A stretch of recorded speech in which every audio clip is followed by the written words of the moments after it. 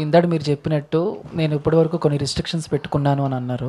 But ఇప్పుడు trailer చూస్తే వాటికి ఫుల్ స్టాప్ పెట్టేసారేమో అనిపిస్తుంది. చాలా మాస్‌గా చేతిలో స్మోక్ ఐ మీన్ నాకు ఓకే ఇది స్క్రిప్ట్కి ఇది ఖచ్చితంగా అవసరం రా అని అనుకునే ఒక ఇంతలో నేను చేస్తా. It absolutely demands. ఇప్పుడు ఆ క్యారెక్టర్ కాంట్రాస్ట్ ఉంది కదా, ఆ చీర కట్టుకున్న ఒక పాస్ట్ జన్మలో ఉన్న ఒక లుక్కి ఈ అమ్మాయికి మీకు ఏదో స్ట్రాంగ్గా ఒక కాంట్రాస్ట్ కనిపించాలి అంటే డైరెక్టర్ ఒక విజన్ పెట్టుకొని ఉంటాడు.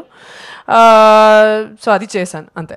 అంటే 2 క్యారెక్టర్స్ అంటే ఇక్కడ మాకు ట్రైలర్ చూసి అర్థమైంది ఏంటంటే ఇప్పుడు ప్రస్తుతం నడుస్తున్న జన్మలో అబ్బాయి మీ వెంటబడుతుంటే వద్దంటున్నారు. బట్ ఆ జన్మలో మీరే ఆయన్ని ప్రేమిస్తున్నట్టయితే అర్థమవుతుంది కదా. సో చాలా ఈ 2 వేరియేషన్స్ చాలా డిఫికల్ట్.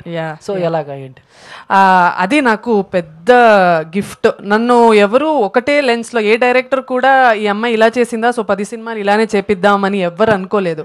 ఇంతకుముందు నేను చేసిన బాపు సినిమా కానీ హత్య కానీ ఫస్ట్ సినిమా సీతమ్మ వాకిట్ల సిరిమల్లె చెట్టు నుంచి నేను శైలజ నుంచి ప్రతి ఒక్క క్యారెక్టర్ ఇస్ డిఫరెంట్ అండి.